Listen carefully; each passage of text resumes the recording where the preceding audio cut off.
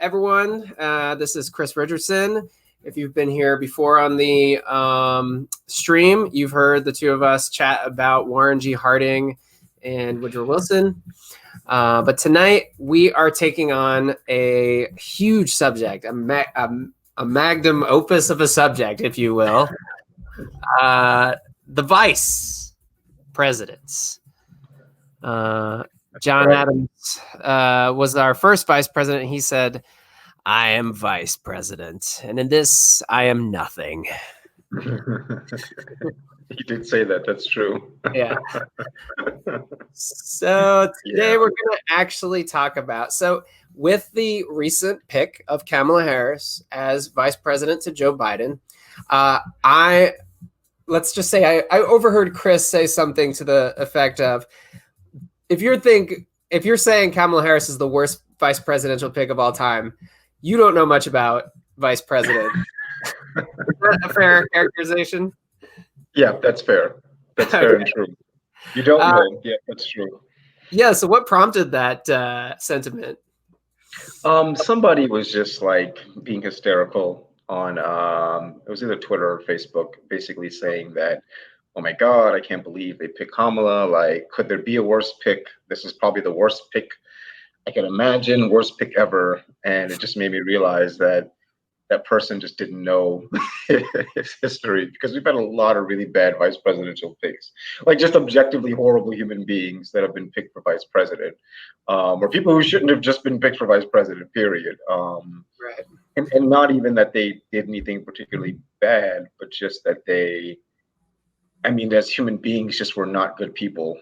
Even in their times, they were not good people. And I cited Richard Mentor Johnson as one of those persons who was just like not a nice dude, not a good dude at all. Yeah, Richard Mentor Johnson is actually somebody who I've peripherally heard about reading books about other presidents. The only thing I remember hearing about Richard Mentor Johnson is that he claimed to have killed the resistance fighter Tecumseh. Yep, that's right. That was his claim to fame. Yeah. They had a chant, Rumsey Dumpsey, he killed Tecumseh or something like that. Yeah. And Andrew Jackson was the one that wanted him as vice president. Although the rest of the Democrats were not as sold in 1836, just given his history. And it turns out that they were probably correct, because he is on my list of being probably one of the worst vice presidents that we've ever had. Yeah, he actually, I was reading about him.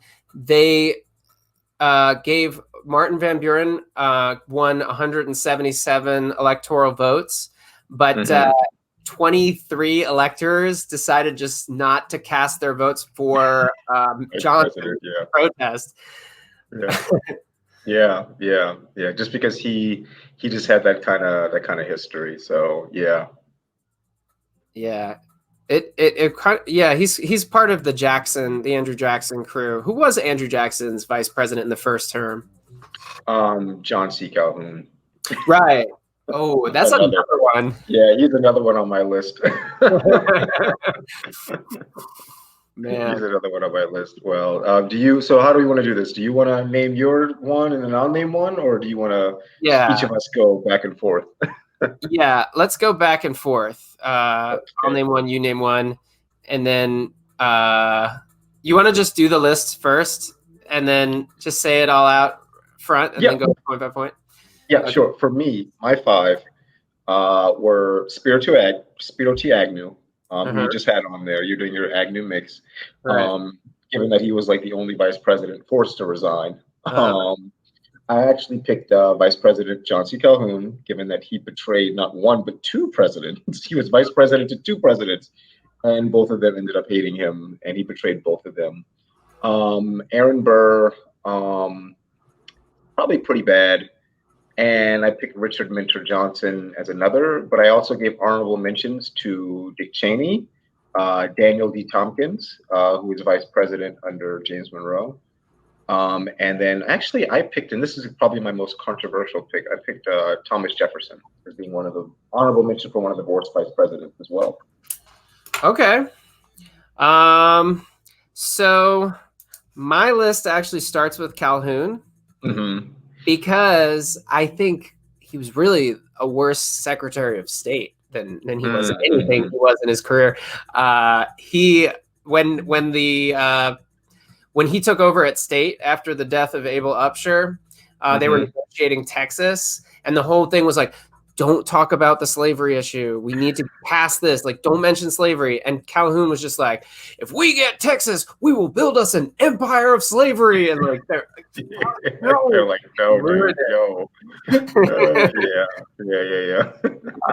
Yeah. He was a man who was very not super tied to the Union concept. Right. Exactly right. Exactly right. I'm gonna put Dan Quayle for my next one. Oh, interesting. Okay. Yeah. Oof. We'll get to Dan Quayle. I have some clips of Dan Quayle. After that, I would probably put Agnew. And then I actually had trouble coming up with number two. There's like a spread of like number twos that I think. But just for the sake of like moving forward, screw it, Rufus King. King.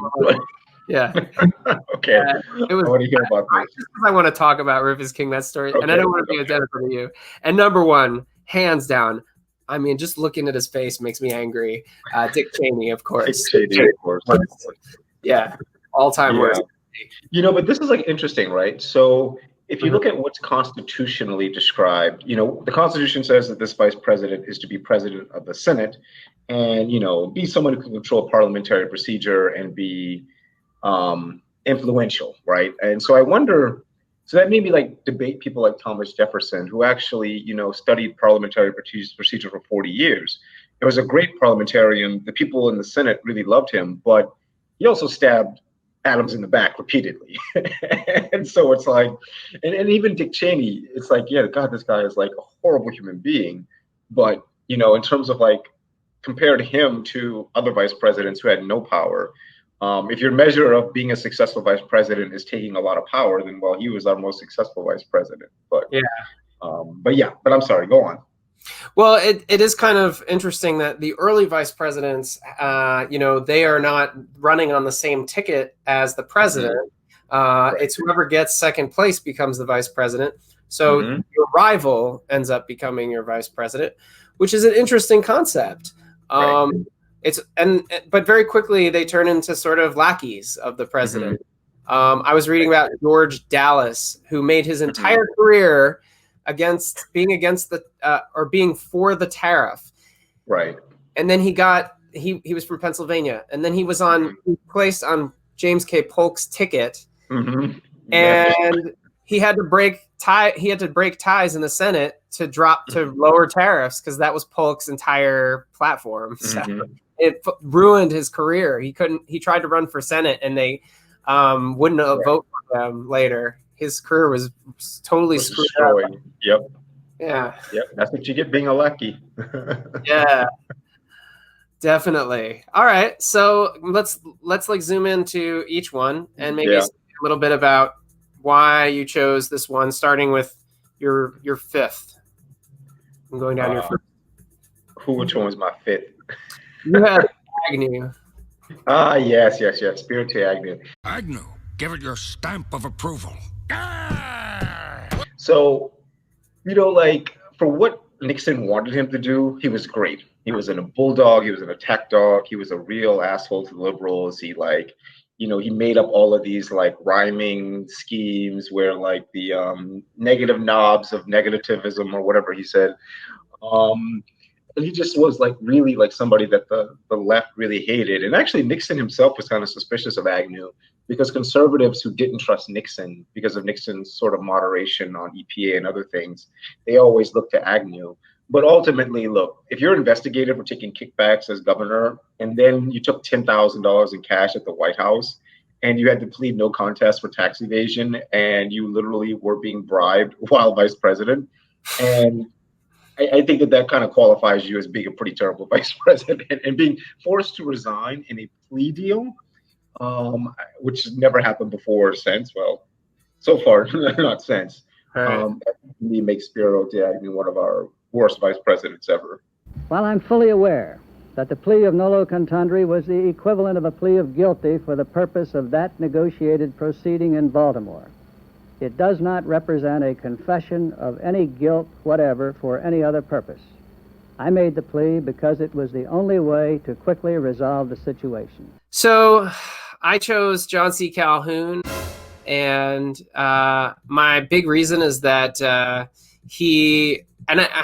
wish I knew this in a little more detail, but during the nullification crisis of 1833, I believe it was, this was a crisis where basically the southern states wanted the right to nullify laws that they didn't like. Was it a tariff? Yeah, tariff bill. Yeah, there was a tariff bill and a force bill. Yeah. Yeah, they were trying to block a tariff because there were farming slave plantations, and they were exporting cash crops. So tariffs were of no use to them. They were much more useful to the North, which was industrialized. So, and John C. Calhoun was from South Carolina, which, is your home state, right? Yeah. Right. It's the first state to secede from the Union in the Civil War. Right. So that should give you a sense of like John C. Calhoun's like fiery, sort of passionate, in the moment spirit. And he takes sides against Andrew Jackson in the nullification crisis, saying that like the states should be able to nullify federal laws. And Andrew Jackson's like, no, the federal laws are the federal laws. And I mean, that's a huge issue to come out against the president on. Right. Yeah. Right. But the thing about John C. Calhoun is, he was vice president under John Quincy Adams, and then sort of stabbed John Quincy Adams in the back over tariffs. And, back then they called it internal improvements, which is basically like infrastructure bills. And he basically just said, screw you. And he left for South Carolina in the middle of his vice presidential term, basically writing letters, basically saying that John C. Calhoun was kind of a tyrant. And he wrote to Andrew Jackson while being vice president to John Quincy Adams saying, hey, I will gladly support you and glad to be your vice president as well, even though he ended up stabbing Andrew Jackson in the back as well. Yeah, he always quits. Like he always ends up running off. Yeah, that was his thing. So you had John C. Calhoun as well. So we kind of pushed through that. That was your number 4. My number 4 was Dan Quayle. Did a hitch because his daddy's rich. He was comfy and cozy at night. He developed a speech impediment. He made mistakes. Quayle on the Holocaust. It was an obscene period in our nation's history. Not our nation's, but in World War II. I mean, we all lived in this century. I didn't live in this century, but in this century's history. I have as much experience in the Congress as Jack Kennedy did. This is a good one. Presidency. Senator, I served with Jack Kennedy. I knew Jack Kennedy. Jack Kennedy was a friend of mine. Senator, you're no Jack Kennedy. Ouch. One of the greatest moments in debate. Brutal. But one of the greatest debate moments. But though, that's when like people were telling me like how important the vice president pick was. I was like, George H.W. picked the worst vice presidential candidate possible. Dukakis picked the best vice presidential candidate possible, and it meant nothing, right? Everyone was like, "God, I wish Lloyd Bentsen was our nominee." That's the only thing that they could say because Lloyd Bentsen was just that good. Right. Yeah, that's certainly, and that can be a problem, right? To have somebody overshadowing the candidate. So the thing about Dan Quayle that I really can't stand is like the mediocrity mixed with that like with that conservatism, which I'm not just like inherently against conservatives or like, you know, anything like that, but that brand of thinking mixed with like the idiocy, like how just fumbling and buffoonish he is. Plus, he's super good looking. He kind of actually looks like Ted Bundy, which also creeps me out. I can see that. Yeah, it really does. I mean, you know, maybe there's a conspiracy theory even about it. Who knows? But he had this like, you know, he was a very good looking guy, but not a thoughtful person at all. And, you know, he very family values church, you know, this kind of person that judges you for what you do, judges other people, but doesn't have his own shit together. In fact, he managed to get into, this is insane. He managed to get into a feud with the TV show Murphy Brown. Murphy Brown, yeah. not with like the star of the show, with the show itself. It literally the show answered. So Dan Quayle was complaining that Murphy Brown had a baby out of wedlock. It doesn't help matters when primetime TV has Murphy Brown, a character who supposedly epitomizes today's intelligent, highly paid professional woman, mocking the importance of fathers by bearing a child alone and calling it just another lifestyle choice. Right. You know, he was like, this is the problem with society today, unwed mothers having children, and Murphy Brown teaches them that I think he said he glorifies it. And they all support Donald Trump, by the way. Sure. I mean, support Donald Trump, but whatever.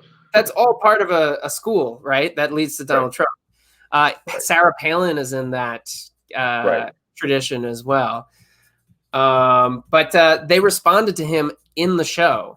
The American family and American values.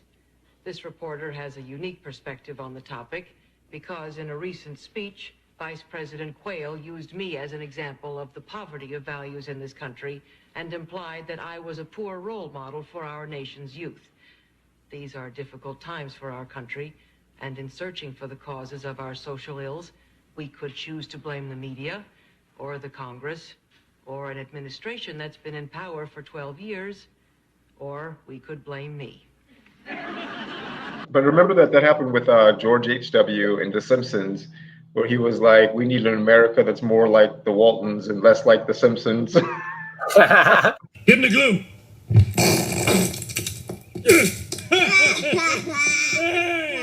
Looking good. And that's why I will continue to oppose teen alcoholism in all its forms. Now, are there any questions? Keeping in mind that I already explained about my hair. Oh, yeah, that's right. So yeah, Dan Quayle, just a low card in my opinion. Yeah. Okay. I can see that. Yeah. And then who's next on my list? Who did I say? We already said Ted Spiro. We said John T. Calhoun. You have. I'll give you a hint. He was a straight shooter. Aaron Burr. So, you know, beyond just what everybody knows from the Hamilton musical about Aaron Burr being so sneaky and all, I think what makes him like a particularly bad vice president was that, you know, Thomas Jefferson and the Democratic Republicans picked him to be vice president. And then when this whole thing with the same electoral college numbers came out, he kind of stabbed Thomas Jefferson in the back, right? And it was like, he was being coy about it, but everybody knew what he meant, right? That he, even though he aspired to be vice president, when this thing happened, he's like, oh shit, maybe I can be president. And he didn't tell the Whigs not to vote for him. And even some of the Whigs did try to vote for Aaron Burr, but for Alexander Hamilton stepping in there. You know, it was very possible that Aaron Burr, who wasn't really picked to be the vice president, wasn't really picked to be the president, tried to steal the presidency from Thomas Jefferson. I think no matter what you think of Thomas Jefferson, or, you know, just the very idea that he would do something like that speaks volumes about his character, right? And that's just starting, right? And then he kills the Secretary of the Treasury. It is very possible that Alexander Hamilton didn't even try to shoot at him And Aaron Burr's like, screw that, and he shot straight and killed him. And also the fact that when he was vice president, he tried to give civil servant jobs, not just political jobs, but civil servant jobs to his cronies in New York. He was just so untrustworthy that Thomas Jefferson just kind of said, "I'm done with you," and picked his political rival George Clinton to be vice president in 1804, 1805. And then he went on to basically go out west. He might have betrayed us. He might not have betrayed us, but he made these plans and schemes to set up like another republic in the West. No one really knows. But yeah, his entire demeanor really reflected poorly as a vice president too. But I think that very fact in the very beginning, when he was like, "I'm going to take this presidency," even though I wasn't picked to be the president, I'm going to try to take it anyway. It really speaks to his character, and in many ways, it's probably a great thing America didn't have him as president, because it's very possible he would have never given up that job just by his nature. And you compare that to someone like George H.W. Bush, who after Ronald Reagan was shot, he refused to land on the White House lawn in the helicopter. Did not want to project an image like he was trying to usurp the presidency, and Reagan loved him for it. So like, you can hate George H.W. Bush because his politics and decisions, go right ahead. I won't stop you. But in terms of just like a pair working, like those two had it. Yeah, that's exactly right. That's exactly right. And I think that's the big problem with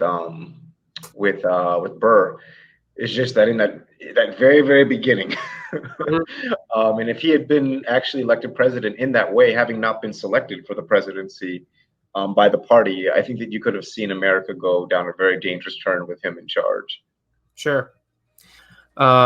So I had Agnew next, which we've discussed thoroughly. I would just add that Agnew also, he attended the unveiling of a Confederate memorial. Of course he did. I believe it's called the Mount Rushmore, the Confederate Mount Rushmore. He gave the speech at the unveiling of this monument to Robert E. Lee, P.T. Beauregard, I don't know, whoever the hell. Yeah. Is the one in Atlanta, Georgia, or Stone Mountain, Georgia? Yes. Yeah. It must have been like a rededication to it or whatever, because that was built in the 1920s. But yeah, that's probably true. That sounds like something he would do. Right. It's interesting that Jimmy Carter pardoned Jefferson Davis a few years later too. President. So you kind of get the sense that like there was they were trying to see about if they could preserve something in Confederate history in the 70s. Yeah, but that was an entirely different America, right? Like I was watching an old episode of DuckTales from my childhood, and there was an episode where the Confederate flag was flying, like in DuckTales, the cartoon in the late 80s, no less.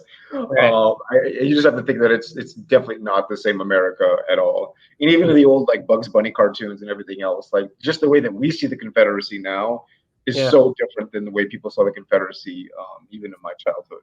Yeah. And your childhood as well. Yeah, for sure.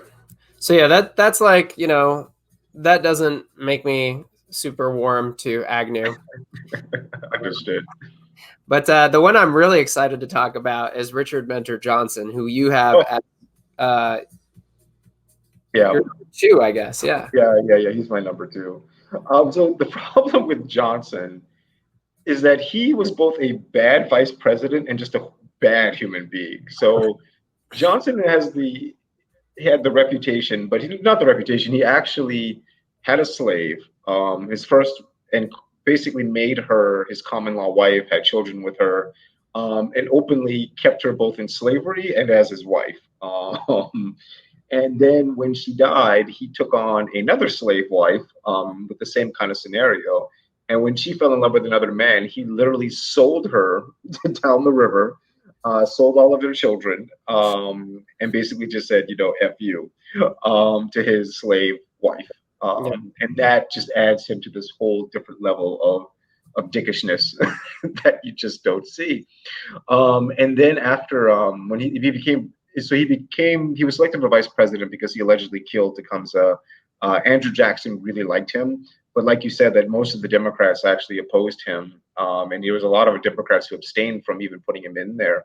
And not only that, but Andrew Jackson picked him because he thought that because Richard Mentor Johnson was a slaveholder, that would help Martin Van Buren in the South. But in fact, it probably cost Martin Van Buren votes in the South because he had this relationship with a slave. He lost Kentucky probably because of that relationship with the slave. And so, if anything, I think Andrew Jackson kind of gave up on Richard Mentor Johnson after that. But the thing that to me, that makes him a horrible human being. What made him a horrible vice president, though, was that after the Panic of 1837, when that was like probably the first Great Depression in American history, or one of the first Great Depressions in American history, Johnson just left.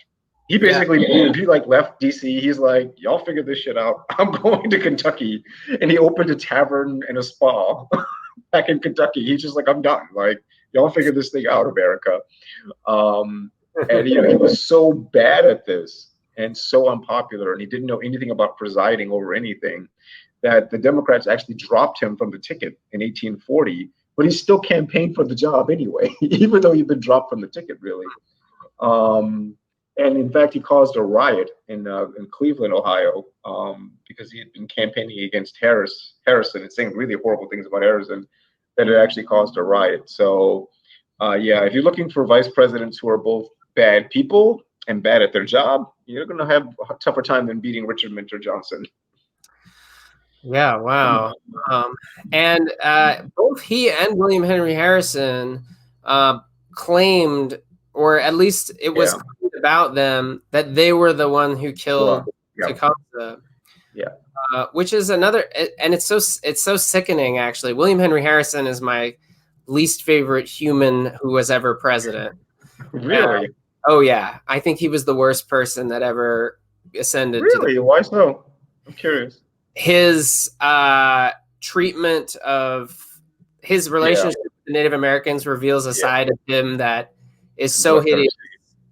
Yeah. Even Andrew Jackson could easily be. I just hate Harrison more than Jackson. Like, deeply hate William Henry Harrison. He's just evil guy, I feel. And so you've got like these two horribly evil guys, going at each other, who like spent most of their lives just like riding out in posses and massacring tribes of Native American people. And they're campaigning against each other and shouting at each other, causing riots. It's not good. That's not one at the top of your politics. No, that's definitely true. That's definitely true. So I can agree with that. But Richard Mentor Johnson is up there with one of my all-time least favorite vice presidents. Fair enough. All right, so my next pick was William Rufus King. Okay, why that? What did he do to you? Well, William Rufus King was from the state of Alabama, and he was really good friends with James Buchanan. Very likely romantically linked in some fashion with Buchanan. He was often called Buchanan's wife or something like that. Miss Nancy, yeah. Yeah, Miss Nancy. I mean, Miss Nancy and Miss Fancy. Exactly. And so that's actually the cool part about William Rufus King. That's the part. I mean, I actually like what Rufus King, but what I kind of just wanted to throw him in there because it's such an anticlimactic vice presidency. Yeah, right. It's like, so he goes down to Cuba, like very close to president. He was Franklin Pierce's vice president, first of all, I should say. Right. And very close to Franklin Pierce's inauguration, he went down to Cuba and he got really, really sick down there, and he couldn't leave Cuba in time to get to Washington for his own inauguration. And after he'd been stuck in Cuba for several more weeks, still sick, he was sworn in Cuba. And he's the only vice president in history to be sworn in on foreign soil. Yeah. He came back, went to Washington, and died. Mm-hmm. That's it. Yeah, never carried out his duties. He just died. I guess that makes him a horrible vice president. I don't know. Great. So he's my pick for number 2. And Pierce went on to serve his entire term with no vice president, which is crazy because he was on the verge of insanity for half of his presidency. Right. Because of his son's tragic death. Yeah. No, it's true. It's crazy. Right. I just want to mention to Dark Sage over here that Andrew Johnson is a terrible vice president. We did stipulate that we were going to only do vice presidents who did not also serve as president. But absolutely, this comment is true. And his vice presidency was legendary terrible. Yeah, it was. He got like drunk on the first day, talked about plebeians and all this other nonsense. Was a drunk then, and then I think that Hannibal Hamlin, as he was leaving, had to like go and grab him and said, "Dude, step out of it," you know. He was a terrible vice president. Lincoln Lincoln did not need to win Maine, in 1864. He needed to win Tennessee. So yeah, no, that person is that commenter is very true. Like, had we added vice presidents who became presidents, Andrew Johnson would have been my number 1 pick for being both the worst vice president and the worst president. Yeah, I do also have a special place in my heart for Andrew Johnson, though I don't consider him the worst president necessarily. No, I wouldn't call him. Well, yeah, God, he's up there, man. He's probably in my top 5, or at least my top 4. In terms of worst presidents, and he definitely would be one of my worst vice presidents. Any vice president gets drunk on the first day, like the first day, really? But you're the vice president. You don't, you got this young Lincoln. He's only in his 50s. You're not gonna be president. Yeah, you're a good call. Cool. All right. So both of our number 1 picks for worst vice president of all time was Richard Cheney. Yes. And I pick him.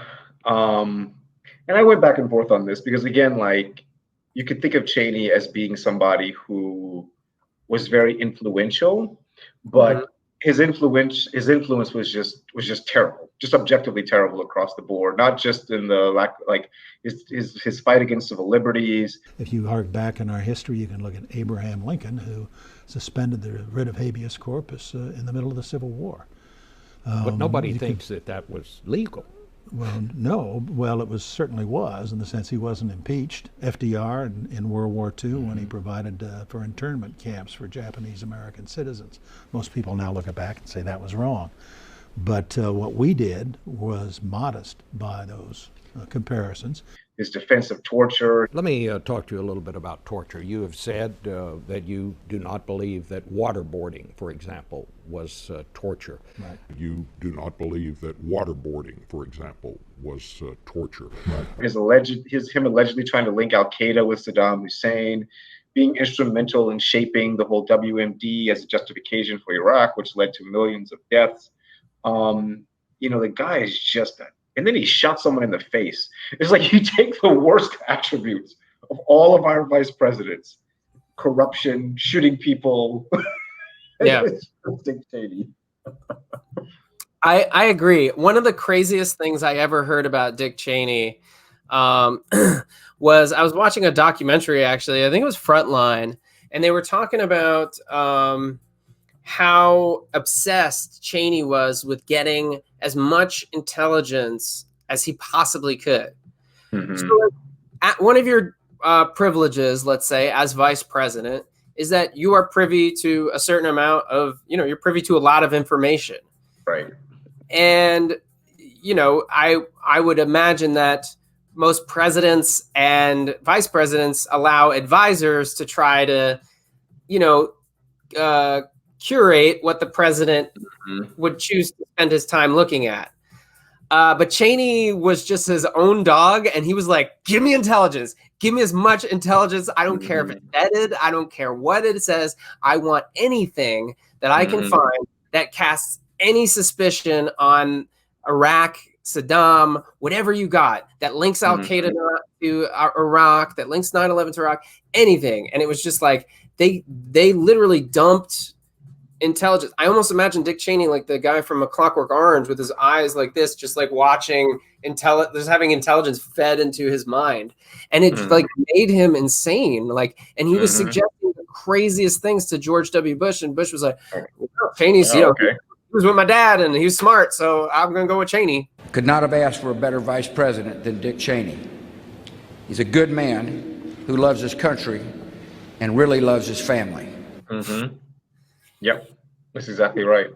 And I think that's what made him just a terrible vice president, and a terrible human being too.